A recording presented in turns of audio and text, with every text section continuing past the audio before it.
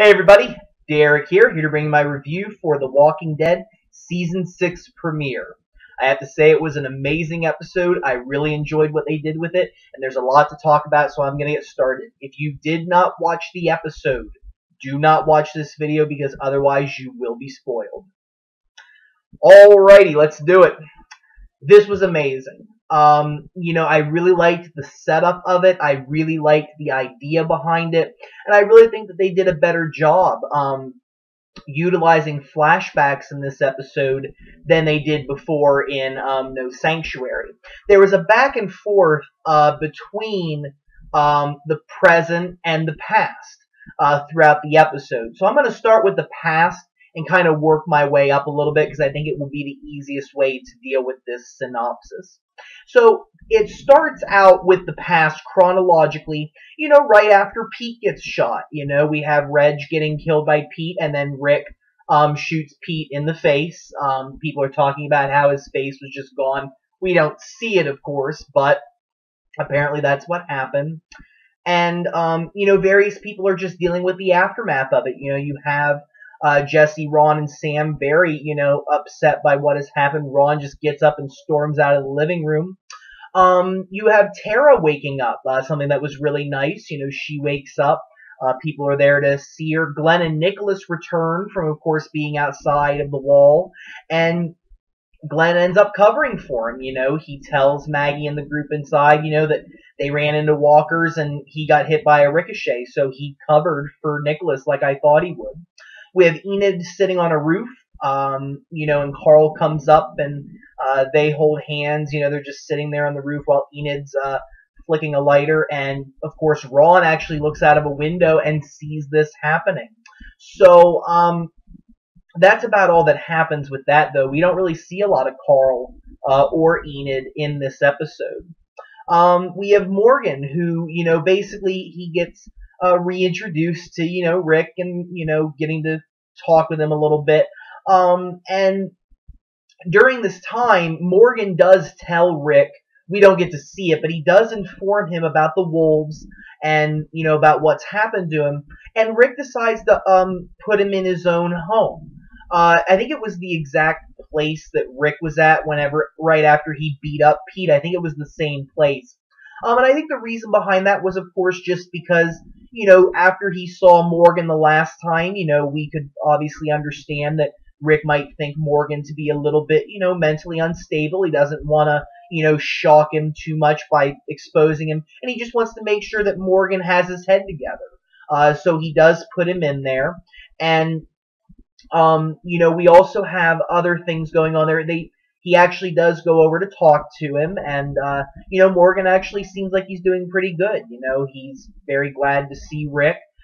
He's happy to see his friend again. He thinks of Rick as still his friend, somebody that he can trust, and it's kind of ironic. The reason why the episode is called First Time Again, is because Morgan says, I'm getting to know you for the first time again. This is a really, new experience. They have new qualities about each other. They're very, different people than when they met each other. And of course, they really haven't spent a lot of extended time together. So it was nice to see that. We also have Rick telling Daryl that he can't go out on runs anymore to go find people. After hearing about the wolves, after they, figure out who these people are and the W's on the walkers' foreheads, this is the point where Rick starts to realize that maybe more people out there are more dangerous and that they shouldn't be letting them inside the walls. Daryl disagrees, though, and that's something that he and Rick kind of see differently. And that does come up later on in the episode. Daryl basically tells Rick, you said you wanted these people to, take care of themselves. Finding more people will do that, because you think about it, people that have been out there a lot longer, like Rick's group, would be more experienced and would be able to help these people, and help to train them and keep them safe. And I think that's exactly what Daryl wants to see. He wants this community to flourish, and he believes that there are still good people out there. So that's a point that they really do disagree upon. We get introduced to Heath. He's a character from the comic books. He's normally a a scavenger. He's somebody who, like Glenn, goes out, gathers supplies, come back, and that's exactly what he is in the comics, and I mean in the TV show. And he comes back with two other survivors. One is Scott, who is also a comic book character. He's taller, African American, beard, and actually the actor who plays him is the husband of Sonequa Martin Green, who plays Sasha. So that was pretty cool. And we also we also get introduced to a woman named Annie. Now there is a character named Annie in the comics, who is also from Alexandria, but she isn't introduced until later. She's a little bit more of a minor character as well, but we get introduced to some new people. They end up encountering Eugene at the gate, kind of a little bit of a funny scene there where Eugene doesn't know whether they can be trusted or not, but he decides to let them in anyways. And of course, they have to learn about all the things that have gone on since they've been gone, because that's the reason why we didn't see Heath originally, was because him and his group had been out for several weeks scavenging. We move on to another point in the episode where they're burying Reg and Pete, because obviously they've passed away. Well, they were killed. I mean, I guess let's not sugarcoat it.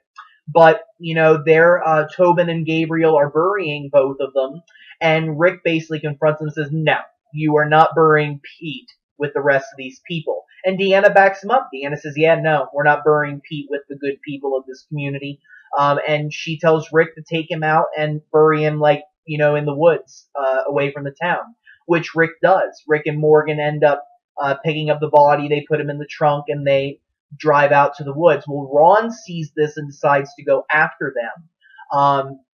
And we see Morgan, and Rick interacting, because Deanna wouldn't just care if they just threw the body out the back door and just go. I mean, she really has no care or concern. And I think that, ultimately you have Morgan who believes in Rick to be a good man. He still believes that even though we've seen that Rick has really been, on the fringe lately of, potential insanity and doing some very inhumane things, Morgan still believes that the good man that Rick is still within him. And we know that too. But, there's that decision about whether they're going to bury Pete or whether they're just going to leave him. And, Morgan believes that Rick is good and that he will, bury Pete, which they do. But while this is going on, Ron, of course, who followed them, he runs into some walkers. And, of course, that scene from the trailer where, Rick tackles Ron and saves him, that happens. Several walkers go over the quarry, and Rick and Morgan take out the rest. And while they're doing this, they look out, and they see that there is a quarry, and there's thousands of walkers in there. And they're only trapped by these trucks that are blocking both entrances.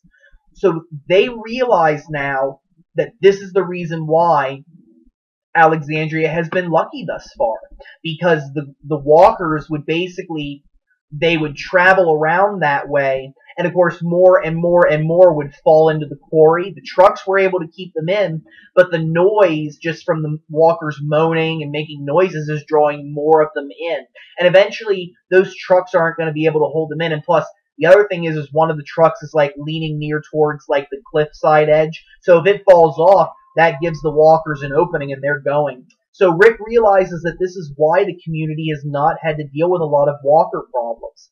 They go back to the community, and of course along the way, Ron is still, of course, upset about everything that's happened, but Rick basically, tells him that he needs to step back a little bit, that he needs to realize that he's not trained to take care of himself yet, and that he needs to, be trained, and Rick is willing to do that, but Ron wants nothing to do with Rick. So, there's definitely going to be some more developments as time goes on there. The group has a group meeting inside one of the houses and state that they need to take care of the problem. Otherwise those walkers are going to break through and they're going to end up, outside the walls of the community. Carter, who is played by Ethan Embry, is opposed to this idea. He thinks that it's dangerous. He thinks that it's more trouble than what it's worth. And he's very vocal against it, but the majority of the community wants to see that happen, and many people do volunteer for this. Carter, again, he's played by Ethan Embry, and he does remind you a lot of Nicholas from the 15th volume, which I'll get to later on in this review. Very outspoken. He doesn't really trust Rick, especially after what happened with, Rick killing Pete. He's not one of the people that's okay with that. And, he's like, why are we supposed to trust this guy when he all of a sudden, he's waving a gun around at people. He killed Pete, and Rick, is kind of like, wary of him, realizing that he's not somebody that trusts him. And of course, some people do have to stay behind. And, at this point, Gabriel, is shunned by many members of Rick's group. I think it's very clear that Maggie did tell them what he said, because Gabriel tries to volunteer and, Rick says no, just doesn't really acknowledge him. In fact, when Heath's group comes back, Eugene doesn't even include him in the count for the number of people that come back. He goes 13 and he goes, oh wait, 12. So they really are not acknowledging Gabriel at this point. And I can't say I blame them after what he tried to do. And Glenn has Maggie stay behind to keep him safe, but also under the guise of you need to watch Deanna and make sure that she's okay, because obviously Deanna's in a very rough shape right now. So, they come up with this big plan. They come up with the plan to, basically they're going to lead the walkers out of the quarry. They're going to remove the trucks. Daryl on his motorcycle, Sasha and Abraham in a car, and they're going to lead the walkers away. And along the way, they're going to build up these barriers that are going to, allow the groups to basically guide them away from the community and take them down into town 20 miles away. So they're going to get them away from there. Of course, you have Carter, who was part of the construction crew, and he does decide to lend a hand. Rick basically says, hey, you want this to work, you need to make sure these walls are tough enough. And, the plan goes into action. They start to build up the walls, and you have various things happening while this is going on. You have walkers attack the area, and of course, Rick wants them to defend themselves, but the community members are scared, so the other people have to step up. You also have Nicholas, who, after this has happened, has really, attached himself to Glenn. He realizes that Glenn did him a solid, saved his life, and Nicholas, I think, really does truly want to redeem himself, and that he is sorry for what he did. But Glenn really wants to keep Nicholas shielded from all the terrible things that are going on, because he's not ready yet, and, Glenn does not want to see Nicholas get hurt or hurt somebody else. And it does turn out Glenn did tell Maggie the truth, and Maggie tells Tara, but they want to keep it between themselves, because obviously if they tell, Rick's not going to, take that. And, Maggie reminds Tara, about a time when, the day that Herschel got killed at the prison, Tara was on the other side of that wall. And, they could have killed her very easily just for being a part of that group, but they spared her. And, you realize just how much important Tara's presence has been in this group. So you see the parallels there. And then, of course, we get to a very, very big moment with Carter, taking Nicholas's role in the comics as being the one to instigate this potential coup against Rick. Carter flat out tells, I think it was like Tobin, Olivia, Spencer, I think there was somebody else in there, but I can't remember. He basically wants them to, kill Rick and take the community back. He feels that, Rick is going to get more people killed, and the only way that they can prevent this is to kill Rick first. Eugene is in the pantry as well, overhears the conversation, and Carter, holds a gun on him, wondering, what should I do? Should I kill Eugene or not? But of course, Rick comes in, ends up finding out what is going on, and he disarms Carter and has him down like on his knees, and Carter is, ready to accept, yeah, man, I plotted against you. I was going to kill you. And he says, hey, you do what you got to do. And I think there was Morgan, Daryl, and Michonne were there as well. And Rick has the option, will he kill Carter or will he not? And he decides not to. He decides to spare Carter's life, saying, hey, you can either work with us or don't. But if you don't, obviously there are going to be worse consequences for you. And later on, you have Rick and Morgan sitting with each other. They become very, reacquainted with each other. They are close. I mean, they definitely share a very good bond. And Rick wants Morgan to move in with him. He wants Morgan to move into their house. And, Morgan again, mentions about how Rick could have killed Carter, but decided not to. And Morgan, again, I think he's just re-emphasizing this idea to Rick that he is a good man. You know, that Rick can still be this great leader, that he thinks of him as that guy who came to him in his worst time in season 3 and told Morgan that it wasn't over. Morgan latched onto that idea and really came back. And we do find out that his stick techniques, you know, how he learned to become a warrior with that stick, he did learn that after the apocalypse. So we may see a little flashback learning about who he ran into, because he said he ran into a friend. So I'm very interested to see if they do go over that scene. And of course, you also see Baby Judith. Baby Judith has grown quite a bit. I mean, she definitely looked a lot older, you know, and couldn't really tell if they intentionally made the baby look a little bit more like Shane or what. But you have to look at the pictures. If I find any, I'll definitely put some up in another video. But they're really toying with this idea of whether to make the baby kind of look like Rick or kind of like Shane. I thought I saw features of both of them in there, so I thought that was pretty cool. Again, we also have Rick and Jesse talking, you know, for just the one time in this episode. And, you know, Rick does want to put some distance between them. Jesse definitely agrees with that. But, you know, Rick also wants to train her and her boys to become strong. But Jesse feels that the best way to do that is to have somebody else do it. So Rosita is apparently going to teach them how to shoot. And Jesse said, well, the reason why is because, you know, the boys aren't going to listen to Rick. And that's true. I mean, you know, there's always going to be this animosity there. Especially, you know, we saw it with Ron that, you know, Rick is a bad man who killed his father. And Jesse flat out says, look, Ron won't listen to you. You know, if you try to tell him these things, it's going to fall on deaf ears. Leave it to me. I'm a fighter. I will fight. And I'm going to teach my boys how to fight. So you do have Jesse stepping up into that role. And I think in the next episode, we're going to see a little bit of that. I'll get into that in another predictions video later. So at this point, these are all flashbacks. So we finally get to the point where things are in the present. And anything that was a flashback was black and white. And then anything that was in the quote-unquote present was color. And they basically go out to the quarry. They've been making this plan along the way, and they want to do it tomorrow. But you know, the Walking Dead world, things always go, you know, not how you want it to.